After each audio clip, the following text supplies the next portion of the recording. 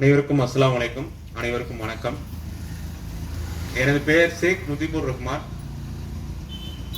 நாங்கள் திண்டுக்கல்ல வந்து முஜிப் பிரியாணி அப்படின்ட்டு ஒரு 2 ரெஸ்டாரண்ட் வச்சு நடத்திட்டு இருக்கோம்.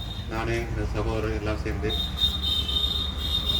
இது பாய் எங்களை கூப்பிடும் போது என்ன சொல்லி கூப்பிட்டாங்கன்னா, நீங்கள் வாங்க, உங்களை அவசியம் நாங்கள் கூப்பிடணும். அவங்க மனசில் எப்படி நான் ஆழமாக போய் பதிஞ்சேங்கிறது எல்லாம் வல்ல ரப்பில் ஆலமீனுக்கு தான் தெரியும்.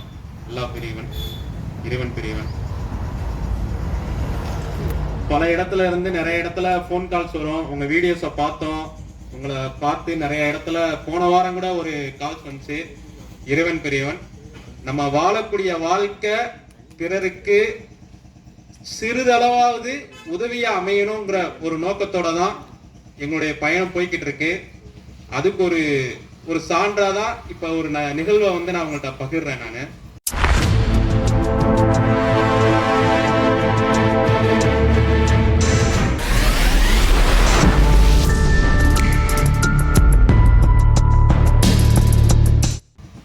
சமீப காலமா வந்து பிசினஸ் ரீதியா சில விஷயங்கள் நாங்க முன்னெடுத்து போய்கிட்டு இருக்கோம். அதுல வீடியோஸும் நிறைய யூடியூப்ல போடுறது அப்படி இருக்கிற காலத்துல வந்து செஃப் தீனா அப்படிங்கிற ஒரு யூடியூப் சேனல்ல இருந்து நானும் அவரும் சேர்ந்து ஒரு வீடியோ ஒன்று நாங்க போட்டிருந்தோம். அது அல்ஹம்துலில்லாஹ் ஒரு நல்ல ஒரு சிறப்பா ஒரு 500K மேல ரீச் ஆகி நல்லபடியா போயிட்டு இருந்துச்சு. இப்போ உண்மையிலேயே நான் தொடரக்கூடிய ஒரு வீடியோவா அது ரன் ஆகிட்டு இருக்கு. யூடியூப் சேனல்ல இப்போ போய் நீங்க பார்த்தாலும் போடலாம். என்ன வீடியோ அப்படின்னா, எளிதான முறையில திண்டுக்கல் பிரியாணி எப்படி நீங்க செய்யலாம் அப்படிங்கறதான். வேற ஒன்றும் பெரிய கான்செப்ட்லாம் இல்லை. அது அந்த வீடியோவில் எப்படி நீங்க பிரியாணி செய்யலாம், எந்த முறையில நீங்க வந்து திண்டுக்கல் பிரியாணியை வந்து ரொம்ப ஈஸியான முறையில கையாளலாம், இந்த பிரியாணியை நீங்க பயன்படுத்தி எப்படி நீங்க ஒரு உணவு தொழிலை ஆரம்பிக்கலாம், உணவு தொழிலை ஆரம்பிச்சு எப்படி உங்களுடைய சுய தேவைகளை பூர்த்தி செய்து கொள்ளலாம். அவ்வளவுதான். இதுதான் ஒரு சாதாரண வீடியோ தான். நாங்களும் பேசி போட்டு அப்படியே நல்லா எடிட் பண்ணி நல்லபடியாக போட்டாங்க. நல்லபடியாக போச்சு, நல்ல ரீச் ஆச்சு. அதை அண்ணனும் பார்த்தாங்க, எல்லாம் கூப்பிட்டாங்க. போன வாரம் வந்து ஒரு ஃபோன் கால் வருது. இந்த மாதிரி நாங்கள் கரூர்ல இருந்து பேசுகிறோம் அப்படின்னு சொல்லுது. எல்லாரும் என்ன நிறைய இடத்துல இருந்து ஃபோனுமா, ஃபாரின்ல இருக்கவங்களுக்குலாம் வந்து பார்த்தீங்கன்னா நம்மளுடைய பிரியாணி அந்த அந்த கலரு அந்த பிரியாணியுடைய தன்மையெல்லாம் பார்த்தாங்கன்னா அவங்களுக்கு ரொம்ப சந்தோஷம். ஓகே, நம்ம ஊர்ல இருந்து ஒருத்தவங்க பண்றாங்கப்பா, ரொம்ப சந்தோஷங்கிற இதுல வந்து ஒரு நிகழ்ச்சியான இதெல்லாம் கனடா இந்த மாதிரி நாட்டுல இருந்தெல்லாம் கூப்பிட்டு பேசுவாங்க. சரி, ஃபோன் கால்ஸ்ல 10ஓட 11 இருக்கும் அப்படிங்கிற ஒரு நிகழ்வுல தான் நானும் அந்த ஃபோன் எடுத்து பேசினேன். அவரு கிட்டத்தட்ட ரொம்ப நேரம் எடுத்து பேசினாங்க. நீங்க நல்லா இருக்கணும், உங்க குடும்பம் நல்லா இருக்கணும். ரொம்ப சந்தோஷங்க, ரொம்ப சந்தோஷங்க. நான் கடந்த அந்த கொரோனாவுக்கு அப்புறம் வந்து ஒரு தொழில் செய்யலாம் அப்படின்னு சொல்லிட்டு எனக்கு ஒரு பெண் குழந்தை ஒரு பையன் இருக்காங்க. நான் தான் எல்லாத்தையுமே பார்த்துக்கிட்டு இருக்கேன் அப்படின்ட்டு அந்த எதிர்வினையில உள்ள ஒரு சகோதரர் வந்து என்கிட்ட பேசிட்டு இருக்காங்க. அவர் எல்லாமே பேசிட்டு அந்த நிகழ்வை பகிர்ந்துகிட்டே இருக்காரு. பகிர்ந்துட்டு இருக்க ஒரு கட்டத்துல வந்து தேம்பி அழுகிறாரு போன்ல. சொல்லுங்க சார், நீங்க என்ன சொல்றீங்க, ஏதாவது உதவி தேவைப்படுதா அப்படின்னு. உதவியெல்லாம் தேவைப்படல அப்படின்ட்டு அவர் திரும்பி ஒரு வார்த்தையை மட்டும் பதிய வச்சுக்கிட்டே இருக்காரு. நீங்க நல்லா இருக்கணும், நீங்க நல்லா இருக்கணும் அப்படின்ட்டு. கண்டிப்பாங்க, அது ஒன்றும் இது இல்லை, நீங்க கூலாங்க, என்ன விஷயம் அப்படின்னு கேட்குறப்ப எனக்கு வந்து ஒரு சின்ன ஆக்சிடென்ட் ஆகி என்னுடைய காலை வந்து நான் இழந்துட்டேன். நான் என்ன செய்யறதுன்னு எனக்கு தெரியல. ஆனா வந்து ஒரு இக்கட்டான ஒரு காலகட்டத்தில் இக்கட்டான சூழ்நிலை இருக்கேன். என் மனைவி தான் வந்து வீட்டு வேலை செஞ்சு இது பண்ணிக்கிட்டு இருக்காங்க. என் மனைவி கூட இருந்து எல்லா விதமும் பார்த்துக்கிட்டு இருக்காங்க, குடும்பத்தை பார்த்துட்டு இருக்காங்க. ஒரு காலகட்டத்தில் என்னுடைய குழந்தைகளும் பள்ளி படிப்பை நிறுத்திட்டு வேலைக்கு போய் சூழ்நிலை வந்துருச்சு. ஒரு ஆண்மகனா இருந்து நான் வீட்டில் வந்து என்னால் எதுவும் செய்ய முடியலையே, நல்லா ஒரு உழைக்க மனசுல வந்து தைரியம் இருக்கு. ஆனா எனக்கு வந்து இப்போ ஒரு செய்யக்கூடிய தன்மை இல்லாம இருக்கனே, ஒரு உடல் உழைப்பை வச்சு ஒரு சம்பாதித்த பண்ணக்கூடிய வாய்ப்பு இல்லாம இருக்கேன் எனக்கு அப்படின்னு சொல்லிட்டு அவர் சொல்லிட்டு அப்புறம் அப்படியே ஒவ்வொன்றா சொல்லிட்டு வந்துட்டு இருக்காங்க.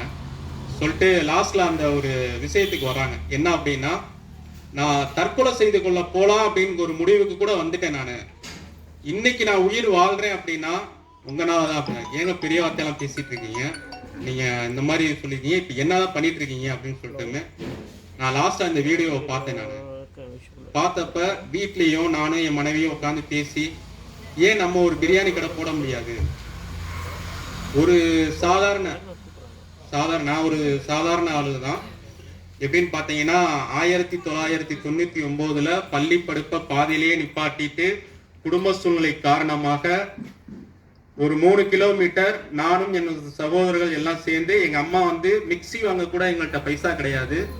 அந்த மாதிரி சூழ்நிலையில அம்மியில அரைச்சு ஆட்டுக்கல்லால பயன்படுத்தின மசாலாவை வச்சு ஒரு 3 கிலோமீட்டர் ஒரு வண்டியில எல்லாத்தையும் எடுத்து வண்டியை தள்ளி எங்களுடைய இருக்கிற இருப்பிட இடத்துக்கும் பஸ் ஸ்டாண்டுக்கும் 3 கிலோமீட்டர் இருக்கும். போக 3 கிலோமீட்டர், வர 3 கிலோமீட்டர். இந்த பயணம் தான் எங்களுடைய பயணம். அதை வச்சுதான் எங்களுடைய பயணமும் ஆரம்பமாச்சு. நாளடைவில் வந்து முதல் நாள் சாப்பிட்டவங்களே நல்லா இருக்குன்னு சொல்லிட்டு வராங்க. 99, அப்புறம் 2013 இடையிலே அன்னை ஃபாரின் போறாங்க. அதுக்கப்புறம் சொந்தமா ஒரு இடத்த ஒன்று வாங்குறோம் பஸ் ஸ்டாண்ட்ல. அந்த இடத்துலயே ஹோட்டல் முஜீப் அப்படின்ட்டு ஒரு கடைப்பேரை வைக்கிறோம்.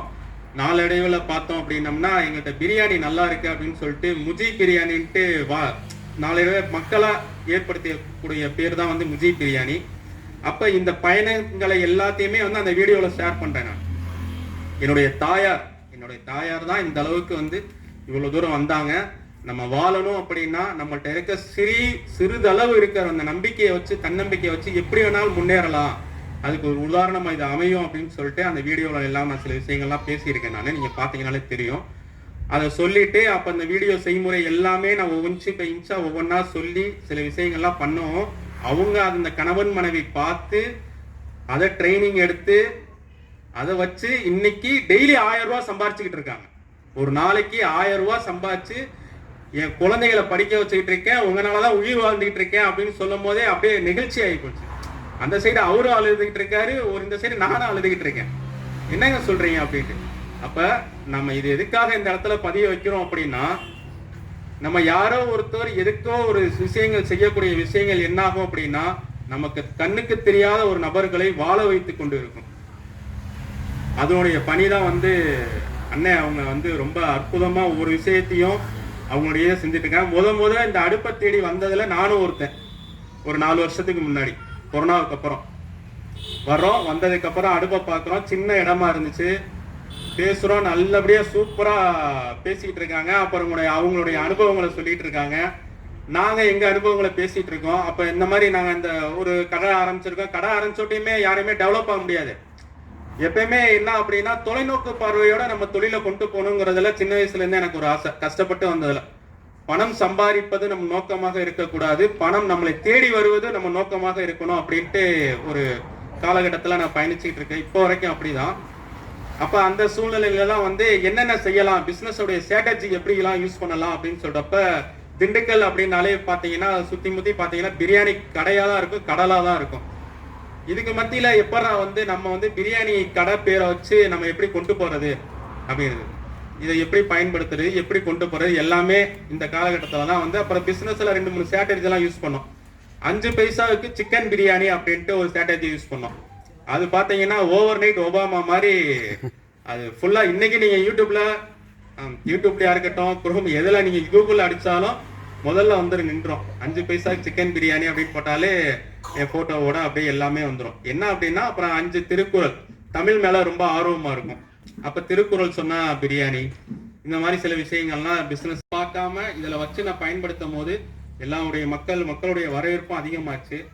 அப்பதான் வந்து பாயோடைய தொடர்பும் கிடைச்சி இதெல்லாம் நாங்க பேசிக்கிட்டு இருக்கோம் இந்த மாதிரி நடக்கிறப்ப. அப்ப பாயோடைய அவங்களுடைய இதையும் எடுத்து காமிக்கிறாங்க. அவங்களுடைய தோற்றம் வேண்டாம் வயசான தோற்றமா இருக்கவங்களையே குழந்தைத்தனமான அந்த பேச்சு, குழந்தைத்தனமான அந்த ஒரு செயல் என்னாச்சு அப்படின்னா, நாங்க மதியம் வந்தோம், நாங்க போனதே நைட்டு தான் போனோம். ஏன்னா அந்த அளவுக்கு இங்கேயே இருந்து எல்லாம் பேசி அவங்களுடைய அன்பை பரிமாறினது மட்டும் இல்ல, நேரா வீட்டுக்கே கூட்டு போயிட்டாங்க. பக்கத்துல ஒரு கிராமத்துக்கு கூட்டு போய், இதோட பெரிய ஹைலைட் என்னன்னா எல்லாத்துக்குமே வந்து தன்னுடைய தாய் தான் ஊண்டுகோலா இருப்பாங்க அப்படிங்கிற மாதிரி அவங்களுடைய தாயும் பார்க்க வச்சாங்க. எங்களுக்கு அது ஒரு பெரிய பாக்கியமாவும் அமைஞ்சிச்சு. அவங்க தாயை பார்த்து முசாவா பண்ணி கையை கொடுத்து பேச்சுவார்த்தை இது பண்ணி அன்னைக்கு நைட்டு கூட அங்க சாப்பாடு அரேஞ்சிருந்தாங்க. சாப்பிட்டு பேசிட்டு டீயை சாப்பிட்டு டீ தூள் வாங்கி வச்சிருந்தாங்க. நாங்க இந்த பிசினஸும் பண்ணோம்னு சொல்லிட்டு. இது எதுக்காக நான் இதெல்லாம் ஷேர் பண்றேன்னா, நம்மளுடைய அடி மனசுல வந்து தொழிலுடைய ஆர்வம் இருந்து கொண்டே இருக்கும் பொழுது நம்ம எதையாவது ஒண்ணு செய்யணும்னு நினைக்க அதை நோக்கி இலக்கை நோக்கி ஓடும் போது கண்டிப்பா ஒரு வெற்றி பாதை. நீங்க பெரியவங்க தான் உட்கார்ந்துருக்கீங்க, நான் ஒரு சின்ன பையன் தான். நான் எடுத்து சொல்றதுல எந்த இதுவுமே கிடையாது. இருந்தாலும் என்னை இவ்வளவு தூரம் கூப்பிட்டுருக்காங்க, அது எதுக்குன்னு எனக்கு தெரியல. ஆனா அந்த தொழிலுடைய நோக்கங்கள் நம்ம எந்த வழியில பயணிக்கணுங்கிறதுல கிட்டத்தட்ட என்னுடைய பயணமோ அத்தாவுடைய பயணமோ ஒரே மாதிரி இருக்கு. பல கஷ்டங்கள், பல இன்பங்கள், எல்லா துன்பங்கள் எல்லாத்தையும் அனுபவிச்சு இன்னைக்கு வந்து மாஷா அல்லாஹ் ஒரு இறைவனுடைய உதவி கொண்டு இந்த அளவுக்கு ஒரு உருவாகி வந்திருக்காங்க. அவங்களுடைய இதெல்லாம் பண்ணி பார்க்கும்போது நமக்கு ரொம்ப சந்தோஷமா இருக்கு. வரப்பே சொல்லிட்டு தான் போனோம் அந்த டைம்லயே, நீங்க இன்னும் இது பெருசாக்கணும், பெரிய பெரிய ஃபேக்டரிக்கெல்லாம் அவங்க இதை கொண்டு போனோம், உங்களுடைய ஆராய்ச்சிங்கிறது உங்களோடயே நின்றக்கூடாது, இது பல இடத்துக்கு சென்று கொண்டு போகணும். நீங்க அப்ப உங்களுடைய சொந்த பந்தங்கள்ல இருக்க யாராவது இன்ஜினியர்ஸ் இவங்கெல்லாம் இருந்தா கூட வச்சுக்கோங்க. நீங்க வேற யாராவது வேலை வாய்ப்பை ஏற்படுத்துங்க. இதை நீங்க அடுத்து இன்னும் ஒரு காலகட்டம் இன்னும் போகணும், நீங்க இன்னும் அடுத்தடுத்து போகணும். இப்ப நீங்க மட்டும்தான் இருக்கணுங்கிறத தாண்டி ஒரு ஆபீஸ் ரூம் போடுங்க, ஒரு சிஸ்டத்தை ரெடி பண்ணுங்க, ஒரு வேலை வாய்ப்பை ரெடி பண்ணுங்க. மிகப்பெரிய ஒரு சாம்ராஜ்யத்தை உருவாகிறதுக்கான எல்லா ஆற்றலும் உங்களுக்கு இறைவன் கொடுத்துருக்கான். அதை நீங்க எப்படி நடைமுறைப்படுத்தி கொண்டு போறது மட்டும்தான். அந்த நடைமுறை சிக்கல் தான் இதுல வந்து ஒரு பிரச்சனையா இருக்கும். அந்த நடைமுறை சிக்கலை நீங்க வந்து சர்வசாதாரணமா சின்ன ஸ்பார்க் அதை சரி பண்ணிட்டீங்கன்னா போதும், நம்மளுடைய இலக்கு ஈஸியாக நகர்ந்து போய்கிட்டு தான் இந்த சின்னவனுடைய ஒரு ஒரு ஆசைன்னு நினைக்கிறேன். இன்ஷா அல்லாஹ் நீங்க அதை நடைமுறையை கொண்டு வரும்போது என்ன ஆகும் அப்படின்னா, கண்டிப்பா நீங்க நினைக்கக்கூடிய இந்த கனவு இன்னும் மென்மேலும் நினைவாகும். பல இளைஞர்களுக்கு வேலை வாய்ப்பு கொடுக்கக்கூடிய இடத்துல நீங்க இருக்கீங்க. அது உங்களுக்கு தெரியுதா தெரியலையான்னு தெரியல. நானும் ஒரு 5 வருஷத்துக்கு முன்னாடி இதை பத்தி தான் பேசிட்டு போனோம். ஏன்னா எத்தனையோ இளைஞர்கள் எதுமோ செய்யணும்னு நினைக்கிறாங்க, அவங்களுக்கான வழி கிடையல இல்ல. அப்ப இந்த வேலையில பார்ட்டா நம்ம பிரிச்சு ஒரு யூனிட்டா நம்ம உருவாக்கி, இந்த யூனிட்டுக்கு இத்தனை பேர், அந்த யூனிட்டுக்கு இத்தனை பேருன்னு செய்யும் போது, ஒரு அடுப்புக்கு இவ்வளவுதான் நிர்ணயம் பண்ணும் போது என்ன ஆகும் அப்படின்னா, நம்மளும் உட்கார்ந்த இடத்துல எல்லாத்தையுமே சாதிக்கலாம். அதுக்கான இது ஒரு விதையா இருக்கட்டும் நான் நினைக்கிறேன். ஏதாவது உங்களிடத்துல எனக்கு கேள்வி இருந்தாலும் கேட்கலாம். எனக்கு தெரிஞ்சதை உங்கள்ட்ட இடத்த நான் பகிர்ந்திருக்கேன். உங்களுக்கு பிடிச்சிருந்துச்சுன்னா நல்லபடியா மனசுல வச்சுக்குங்க. பிடிக்கல அப்படின்னா இன்னும் என்ன மனசுல வச்சு யூடியூப்லயே எதையா சர்ச் பண்ணி பார்த்துட்டு என்ன இருக்கும் நீங்களும் ஆராய்ஞ்சுக்குங்க.